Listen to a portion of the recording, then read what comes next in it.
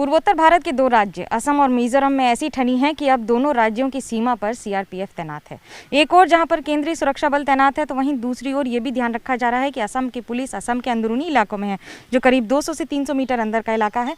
तो वहीं दूसरी ओर मिजोरम भी कि पुलिस अपने दूसरे इलाकों में है। अब ये डिस्टेंस स्टेटस को मेंटेन किया जा रहा है, दोनों तरफ अतिरिक्त कंपनियों की तैनाती करके।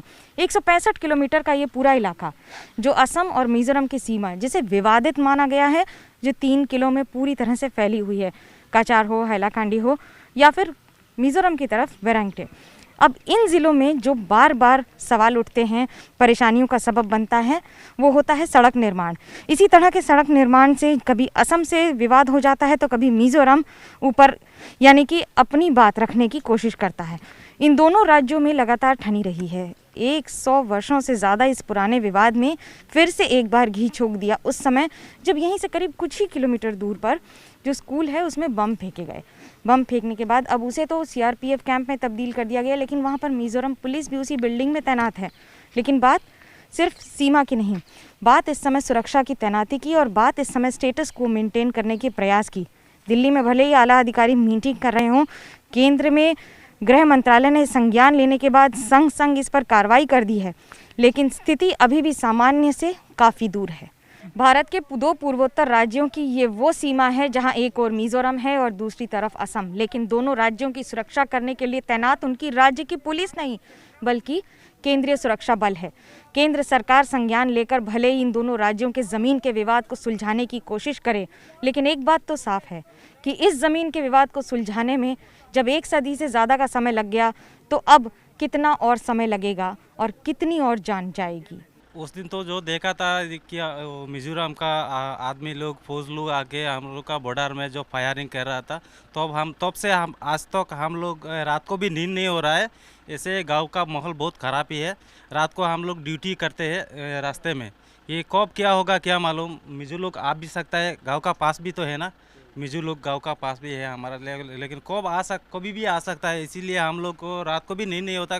गाँव का बहुत औरत लोग गांव छोड़ के भी चला गया है डर के माहौल से। ऐसा है, गांव का सिचुएशन बहुत ख़राब है अभी, लेकिन हम लोग है गांव में और रात को भी नींद नहीं होता है। हम लोगों का ड्यूटी भी करते हैं रात को, ऐसा चल रहा है अभी। उस दिन जो हुआ वो तो बहुत बुरा हुआ, और अभी जो गांव का सिचुएशन है, गांव का सिचुएशन बहुत ख़राब ही है। लेकिन हमारा उस दिन जो काल मेरा जो ये हेमंत बिस्वा शर्मा जी आया था, उन्हें भी हेमंत बिस्वा शर्मा ने जो भी बोला है, ये भी एक बात का बात है। जो ऊपर से ऑर्डर आएगा मैं वही फॉलो करूँगा। उन्हें जो भी बोल के गया वो भी राइट है। ऊपर से जो ऑर्डर आएगा वो मैं करूँगा, और मेरा तरफ से जो करना है वो तो मैं करके जाऊँगा। गांव का भी क्या माहौल है? गांव का अभी माहौल तो थोड़ी बहुत सिचुएशन ख़राब ही है।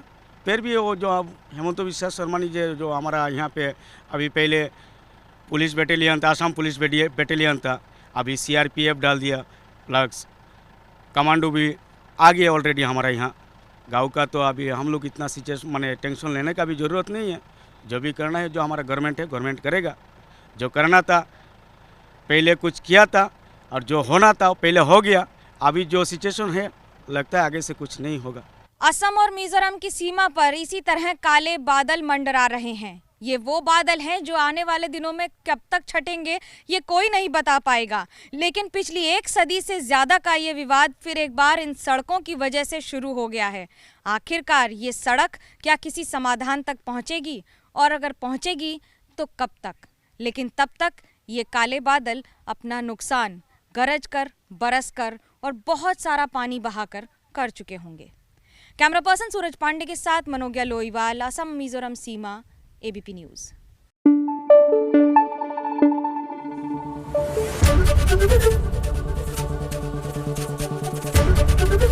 एबीपी न्यूज़ आपको रखे आगे।